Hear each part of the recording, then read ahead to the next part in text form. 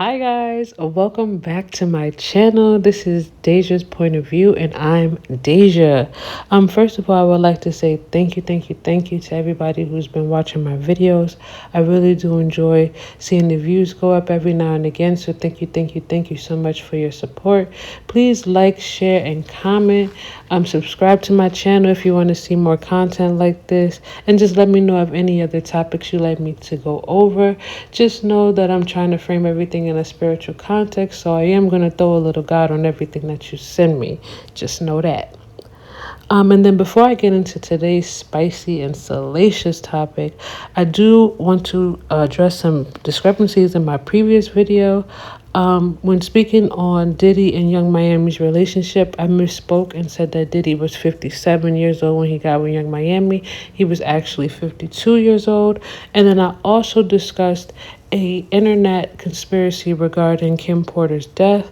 I said that Gina may have been involved in surveilling Kim prior to her death, but it could in fact, and this is all alleged according, to internet sleuths, the internet streets are talking, all alleged that his latest baby mother, the woman that gave birth to his daughter Love, may have been involved in surveilling Kim prior to her death. So let's see if something comes out about that. We don't know. This whole web of Diddy's inner circle is just tangled and sticky. No pun intended. So today's topic is Diddy gay and does it even matter? I'm going to get into a brief breakdown of my religious beliefs and where I'm coming from. I'm going to talk about, the most famous condemnation of gayness, which would be the story of Sodom and Gomorrah, and I'm going to tie it into Diddy. So without further ado, let's talk about it. Hey guys, welcome back to my channel. I'm so sorry that I took so long to ultimately record and upload this video. I've been a little busy doing some stuff, trying to get my life together, blase, but I'm here with you. Like I said in the intro, thank you so much to the people who have been watching my videos. Please engage with me, like, subscribe, comment. Let's start a dialogue in the comment section. Let me know what your opinion is on my opinion on the topic. Just let me know. Let's talk about it. This topic is a little salacious. I will be talking about if Diddy is gay. Does it even really matter? I have some notes here off to the side like normal, so I will be looking over to the side to refer to my notes. But before we get into the topic, just a little bit about myself. I am a born again Christian. I was saved back in 2020 during the pandemic, and I have been working hard to restore my relationship with Christ and God. Oh, my cat is bothering me. Get out of here. Right when I hit record, you might hear my cat and my dog. It's morning time and they are just on a level. I'm sorry. But anyway, like I was saying, I'm a born again Christian. I was saved in 2020 during the pandemic. I've been working this whole time since the pandemic to strengthen my relationship with Christ, strengthen my relationship with God, and just discover myself as a Christian woman in this world. Basically, that's what I've been doing. I am also a Christian who doesn't believe that homosexuality is a sin. And that takes me into the topic, is Diddy gay and is gayness really a sin? So I'm going to refer to the most popular and most famous passage in the Bible that most Christians say refers to homosexuality and it being a sin, which is Genesis 19, the destruction of Sodom and Gomorrah. I might be thumbing through my Bible. I'm just going to show y'all. I got this Bible. It's a study Bible from Amazon. Love it. Ignore the appearance. I don't know why my cat was scratching on this, but she was scratching on it. But yeah, this is my study Bible. And yes, if you want to follow along, you can. Yeah, no. Grab your Bible. Genesis 19. I don't know why I got so excited. before Genesis 19, we have Genesis 18, where God visits Abraham and Sarah. They are up there in years, and he promises Sarah that she will bear Abraham a child. She ultimately laughs at God, and she just can't believe it because she's so old. Not only does she laugh at the thought that she will have a child, or that she laughs at God's notion that he will give her a child. She also lies about it when God asks her if she laughs, and she lies and says no, she didn't laugh, but we know she laughs. God knows she laughs. And then God lets Abraham know that he does plan on destroying Sodom and Gomorrah, and and Abraham, being the upstanding guy that he is, he asks God, well, if there are any moral people, worth saving, will you save them? And he goes into like a whole thing about how many people, if it's 1, 2, 3. And God assures Abraham of his mercy, and he says if there are upstanding people in Sodom and Gomorrah, they will be spared. I'm not, I'm a God of mercy. I'm not going to hurt good, upstanding people. Then we get into Genesis 19. God sends 2 angels down to Sodom and Gomorrah just to check it out. If they do find the upstanding people, they are going to save them. And ultimately, they find Lot. Lot is a good guy. He offers these 2 angels his home with his family, his wife, and his children. The other residents of Sodom and Gomorrah find out about these 2 strangers, and they storm over to Lot's house and demand that he release these strangers to them so that they can have sex with them. Lot offers his daughters, his virgin daughters. They don't want the daughters. They want the 2 men, angels, male angels. And ultimately Sodom and Gomorrah is destroyed because of this. And let me get into that question. Is gayness a sin? I don't believe that gayness is a sin. Like I said, I'm a Christian that doesn't believe that homosexuality is a sin. I believe that sexual depravity, sexual perversion is the sin. So in Sodom and Gomorrah, a lot of Christians point out that the male townfolk, they wanted to have sex with these male angels, and that was wrong. What was wrong was that notion of, SA, grape, that was the corrupt part of, the immoral part of what these residents were begging, or, not even begging, just like bullying Lot into doing. They wanted to have sex with these people, these random strangers. And in my opinion, Sodom and Gomorrah is about sexual depravity, sexual perversion. God wants us to get married and then have sex and have children. Ultimately, sometimes, that doesn't happen. But God wants you to be in a commitment before you give your body to somebody, because sex is an exchange of energy. Sex is magic. You can bring life through sex. You can transfer energy through sex. So it's sacred. And I believe that in Genesis 19, God is trying to tell us how sacred sex is, and how the corruption of sex just muddies the water when it comes to your morality, when it comes to your thinking and everything like that. As you can see, these town folk just came to life. They didn't even know these people. They just saw new faces in the town and was like, you know what? I want that. It's like that Boondocks episode where the guy's like, I'm here for butt.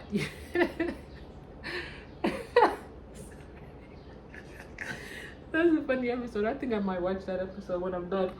But yeah, that is my opinion. So going into the next point, is Diddy gay? It doesn't even really matter. I'm not sure if Diddy's gay, but I feel like, and we've had other examples of this recently with like the whole Tyler Perry lawsuit, with him, coming out with his accuser coming out and saying that Tyler Perry was kind of like sexually aggressive with him, and like kind of dangling a carrot in front of this guy's face, a carrot of opportunity in exchange for sex. But when it comes to Diddy, is Diddy gay because Diddy liked to watch other men have sex with his girlfriend? During the trial, we didn't hear anything about Diddy participating in sexual acts with these men, other than watching them, engage in intimate acts with his girlfriends. Just mentioned in the trial, Jane Doe and Cassie. I want to make it absolutely clear that I'm not trying to shame anybody's kinks. Kinks are not crimes as long as people are consenting adults, consenting. And when I mean consenting, I mean coherent. I mean of age and willing. Okay, those things: coherent, of age, willing, consent. Yes, they have to say yes. Yes. Okay. And I'm not shaming Diddy for his kings. It kind of looked like during the trial he was being shamed. You know, I saw people, especially now that the verdict has been reached and he has been found not guilty on 3 counts and guilty of 2 counts. I've seen these shirts going around where it was like Frico, not Rico, or Rico, Frico, whatever. And that kind of like rubbed me the wrong way. Like, it reminded me of the Wacko Jacko when Michael Jackson was on trial for his thing with the children, and we don't even know if that was really true or not, because later on these people came out and said that they were lying. But let me get back to Diddy. Like I said, I'm not here to kink shame. Kinks are not criminal at all. What is criminal is the forcing, the manipulation, the beating, and ultimately taking somebody's bodily autonomy away from them in order to fulfill your sexual desire. That is the crime. And is Diddy guilty of that? I'm not one to judge. He'll have to, answer to that when it is his time. But given the evidence that was presented, it does seem like he was more coercing, more of a coercive, I should say, force when it came to these sexual acts and these sexual parties. Doesn't seem like a lot of the time his female partners did want to participate in this, and yeah, that's wrong. And this is where we get into the idea of sexual depravity and sexual perversion. It is, in my opinion, wrong to force somebody who doesn't want to participate in your sexual fantasy into your sexual fantasy. Now, if this is 2 consenting adults and this is just what they want to do, that's what they want to do. I'm not saying that Diddy is gay because he likes to see other men have relations with his partner. Other people of the world will, fight me on that. They'll be the driving force to say, yo, yeah, he's this, he's that. I'm not going to say that. I'm just going to say, in the Bible, sexual depravity is a sin. Not homosexuality. Hear me clearly when I say, in the Bible, sexual depravity, sexual perversion is a sin. Because in sexual depravity and sexual perversion, you lose your morality. You lose the sense that people have autonomy over their bodies and that they have to let you know that it's okay to do these things. You can't just take from somebody because you want to take from them, because that's just what you want to do. You can't just do that. And I believe that is what the Bible is telling us in Genesis 19, the destruction of Sodom and Gomorrah. And if we want to look at this Diddy trial, if we want to continue to look at this Diddy trial in a spiritual context, I believe that this is Diddy's reckoning. Like I said before in my previous videos, he had to be, knowing that this was going to happen. Like, you can't just keep going on in life doing things like this and not expect some type of retribution. And it wasn't going to be physical retribution because people were scared of him and he had all this power and money and guns and security guards and reach. So it had to be spiritual. It had to be karmic. And Diddy is facing his karma right now. A lot of people feel like he is one because he's only been convicted of 2 counts. I believe they are, the 2 counts are transportation for the purpose to engage in prostitution. He was acquitted of, and found now guilty of the RICO and sex trafficking charges. He's still in custody, and he will be in custody until October 2025. I think they said October 3rd when his sentences is read, and he is facing anywhere from 10 to 20 years for those 2 counts. And then my next point. Why do we care so much? Why do we care so much about people's sexuality and what they do in the bedroom. And I'm gonna tie that back to when Eve bit the apple, and just that flush, that overflow of knowledge of good and evil, and what's considered good and evil came to be it, and that's when we absorb that as humans. I think that we as humans are hyper focused on sexuality because it is so taboo, and especially as Christians, it is kind of like placed on us that sex is wrong in many ways. It's unnatural to have urges and all that stuff. And I'm gonna refer back to my first point.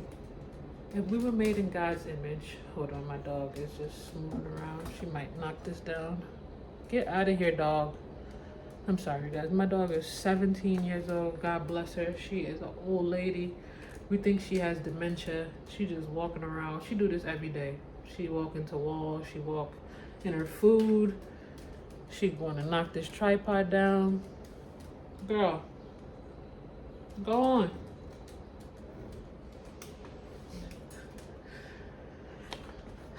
Go. Oh, God.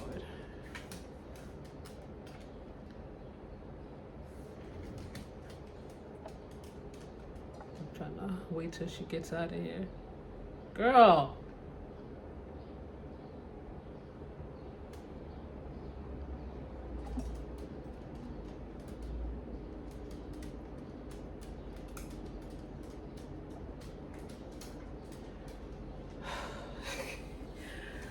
Oh God.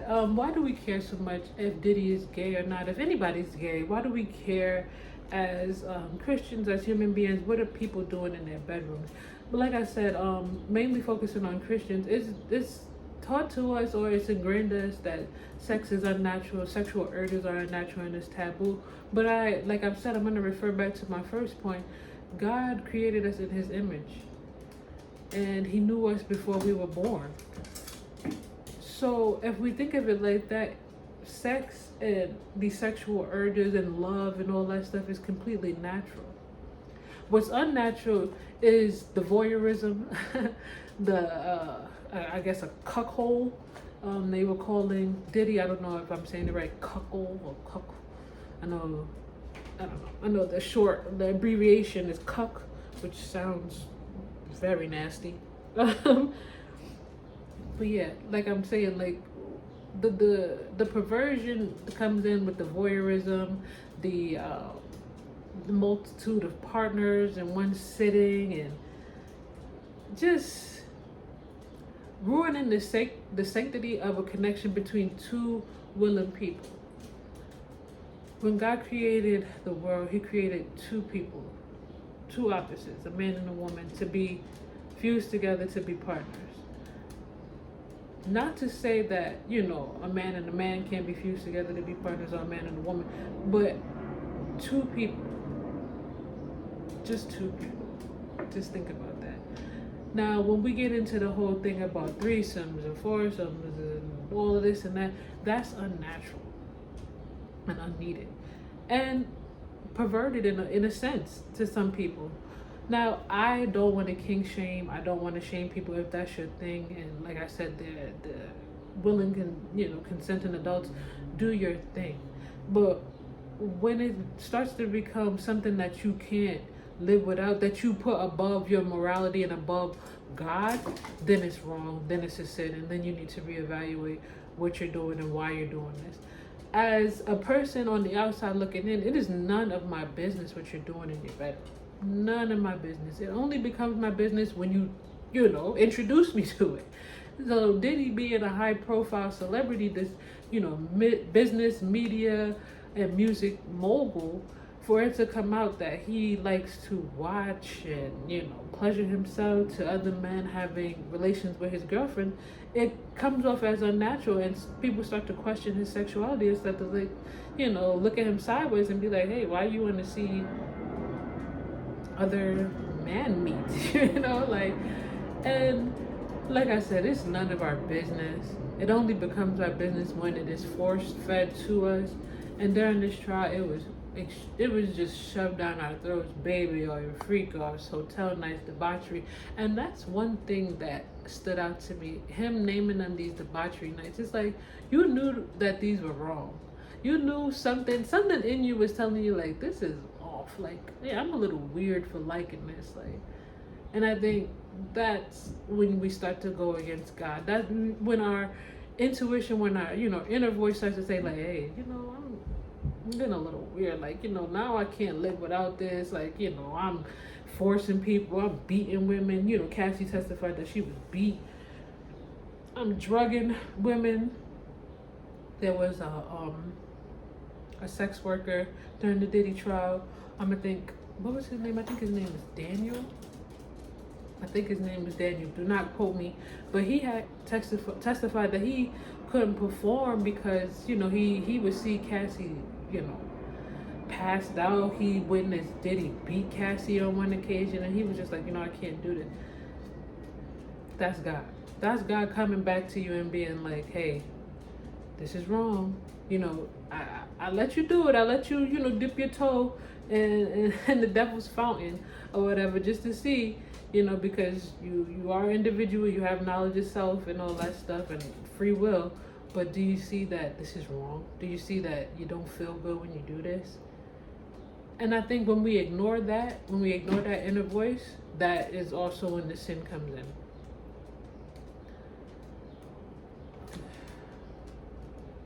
I don't even know why. I thought I was going to have a peaceful recording experience, but here she go. I would show you her, but she just looks so raggedy. She need a bath. Coco, can you please let me record in peace? Any other time she sleep for about 12 hours. Okay. So what was I saying? So ignoring that inner voice, and I think, honestly, I think our intuition is that direct line to God. That, that inner voice that tells you what's right and wrong. I really do think that's our direct line to God. And I think when we hear that is God talking to us, trying to reason with us, trying to, tap into our good nature and, ultimately connect us back to Him. So talking about the Diddy trial, I believe that Diddy was ignoring that. I might have to record this over. And I've been talking good game, and I might have to record this over because of this dog. Girl, I don't want her to knock down my tripod.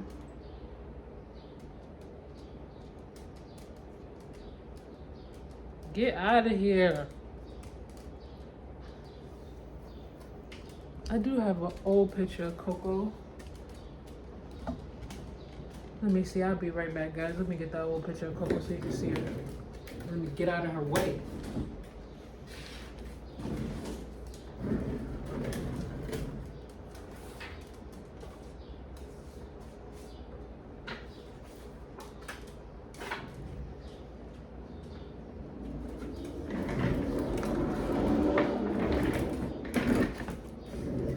My desk is over there. But yeah, this is Coco.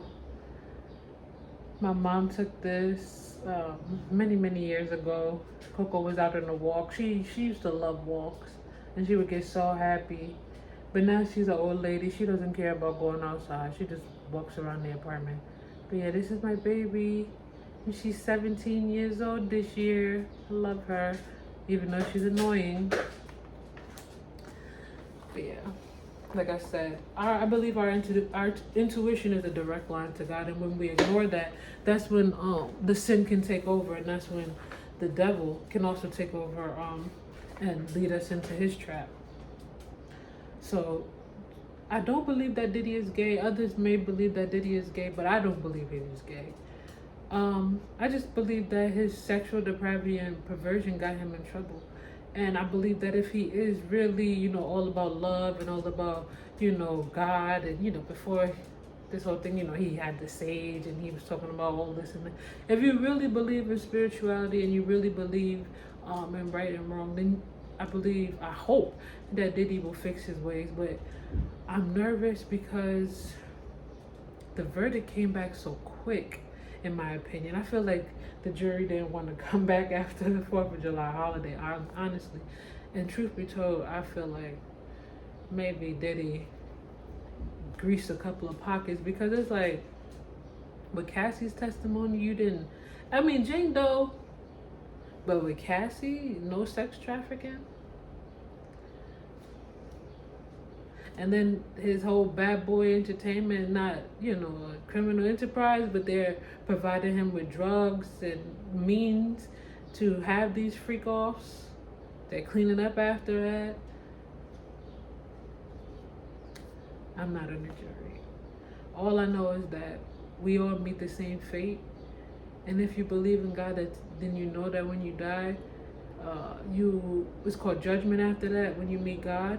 And you have to, you know, go over your life, and you review everything you've done, good and bad, and you have to explain yourself to God before you can, you know, into the gates of heaven, or pass through the gates of heaven. So, yeah, Diddy, like, this might be fun now, but you can't take this with you when you go. None of us can take anything of, you know, but our bodies, our spirit, I should say, our soul with us when we go. So hopefully your soul is cleansed and good, and you know, you don't want to be sitting in front of God explaining why you were into all this debauchery. And yeah, but that's just me. My shirt, I got this from a shop on Etsy. I think the guy is still around. I haven't checked. I know he did move to the UK.